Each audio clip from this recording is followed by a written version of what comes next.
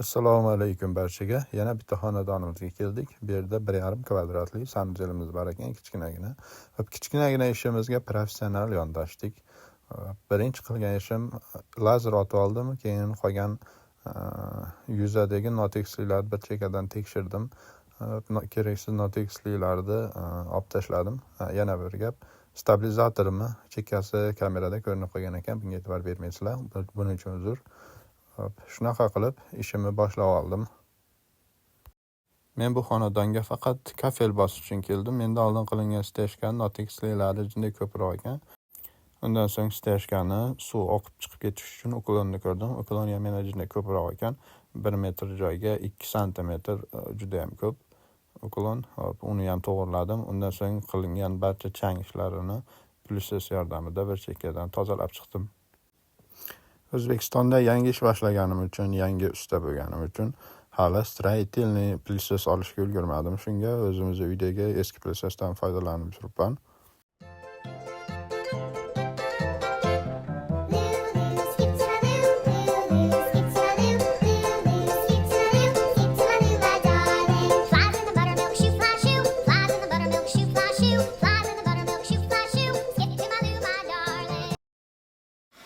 Keyingi qiladigan ishim dush shovoyxonani maketini chiqarib olish. Uklonni qaysi tomonga bo'ladi va qaysi kafel qayerdan kesilishini aniqlab olish. Bu muhim ishlardan bittasi. Aniq o'lchamlarda qirqilmaydigan bo'lsa, shuncha kafel bekardan bekarga sarflanishi mumkin. Shuning uchun shoshilmasdan oraliq masofalarni bir xilda qilib, har birini e'tibor bilan qattirdim. Agar ishimda xato va kamchiliklar bo'ladigan bo'lsa, negativchilar marhamat bemalol yozishinglar mumkin. Bizda asabbuzarliklar bo'lmaydi. Qancha negativ yozsanglar biz shuncha xursandmiz. Ishimiz yoqqan bo'lsa, like bosib qo'yasizlar. Professional ustalar bo'ladigan bo'lsa, marhamat sizlardan dars kutamiz. Xato va kamchiliklarimizni o'rgatadigan bo'lsanglar, biz faqat xursand bo'lamiz.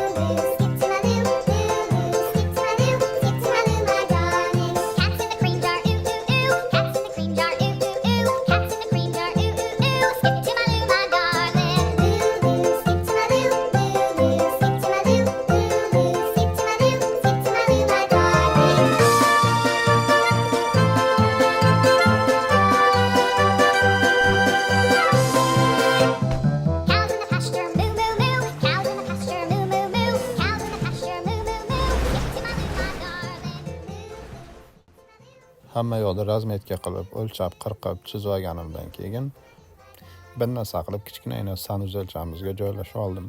O'zi ham joylashish qiyin bo'ldi. Men siqsam kafel sig'maydi, kafel siqsa paqirdagi loyim sig'maydi, paqirdagi loyim siqsa men sig'may qolyapman. Bir narsa qilib kelishdik, lazerda ham bir chekkaga o'rnatdim, xalaqit bermaydigan qilib, sekin shunaqa qilib ishni boshladim. Bu yerni yana video davomida ko'rasizlar, qanaqa ish ketayotganini.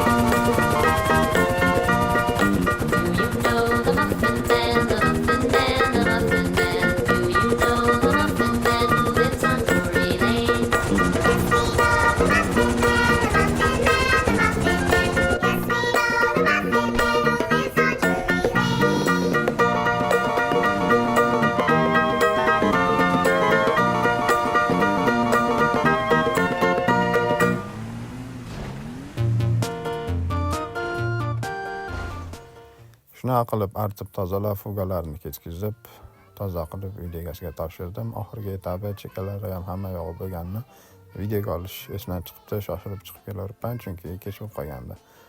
Agar sizlarga qiziq bo'lsa, kommentariy yozib qoldiringlar. Men yana videoga olib tayyor holatini rasmda yoki video holatda sizlarga ko'rsataman. Izohda fikringlarni qoldiringlar. E'tiboringlar uchun rahmat.